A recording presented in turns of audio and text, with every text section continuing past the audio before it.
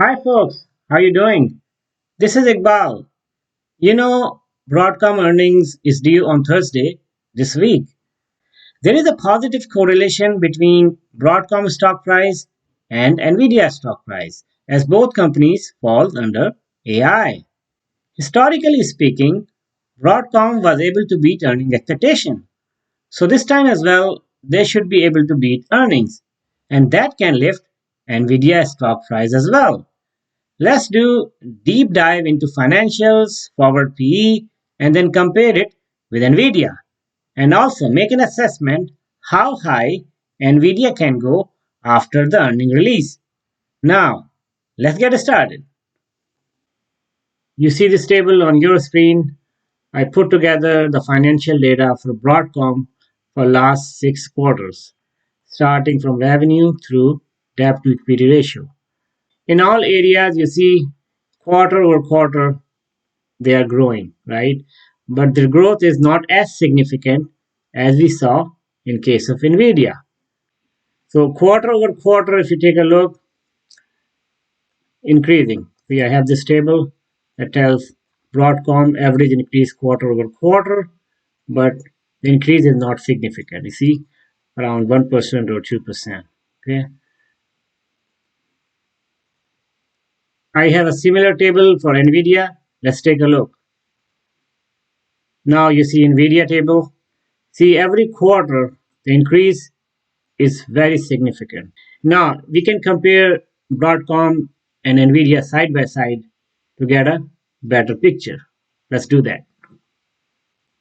Now I have this table side by side that tells average increase quarter over quarter both for Broadcom and Nvidia in column U and column V. Take a look in each areas. Nvidia was much higher growth than Broadcom. Each area, see, you name it. So this tells that Nvidia still is a better investment than Broadcom. Let's take a look at the EPS in detail and also P forward after that. You see this table? This is the EPS table, projected versus actual, historical data, as well as the latest number. See, in all previous quarters, Broadcom was able to beat the expectation. So I'm guessing this time as well, they should be able to beat it. And also the projected earnings for next 4 quarters is going up. So that's a very good sign. This means that the company is expected to grow its earning just like Nvidia. Now let's talk about the most important thing, P forward. I have made this table for Broadcom similar to I have made for Nvidia and showed in my previous video. So EPS forward, that is this quarter EPS plus next 3 quarters.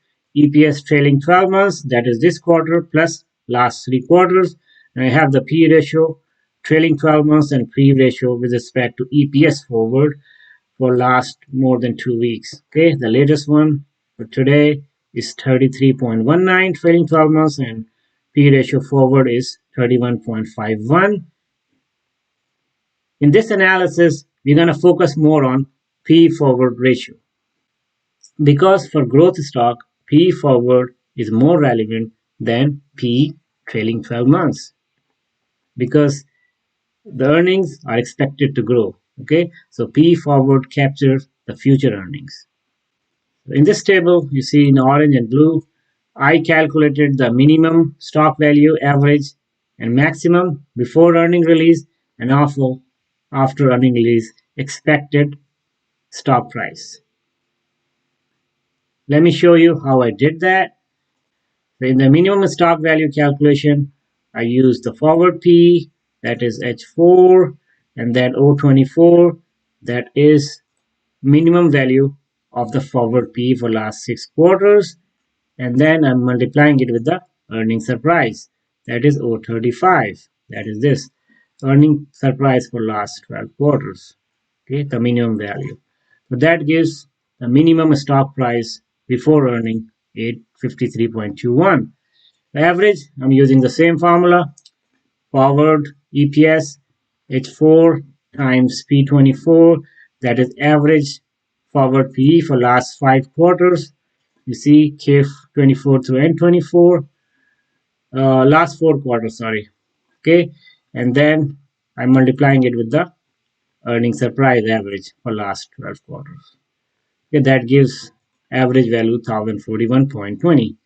Maximum using the same formula, EPS forward, that is H4 times maximum value of the forward PE for last 5 quarters, or I guess 4 quarters, and then I'm also adding up 5% on the maximum, because by the time the release, the earnings at that time, P ratio will be much higher than it is today. Okay, so I'm adding a premium that is 5%, and also I'm multiplying it with the earning surprise, the maximum value of the earning surprise, that is this one.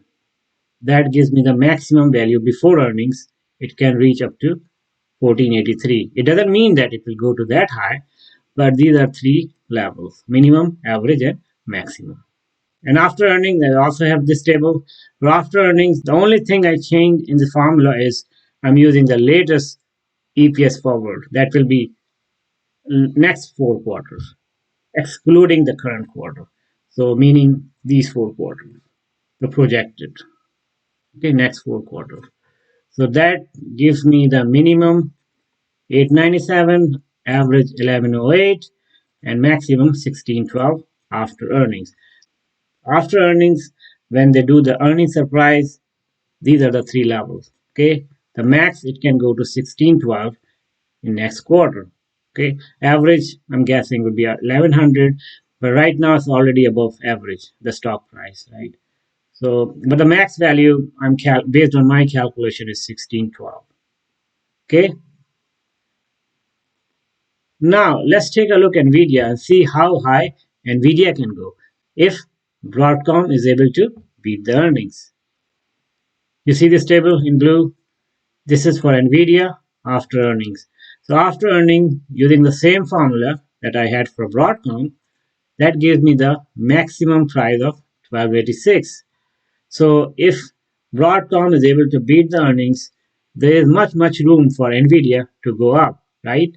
Nvidia at this point around 860 or 850 today, and after a few days when they beat the earnings, meaning when Broadcom beats the earning, it can go probably another 30-40 points, I guess.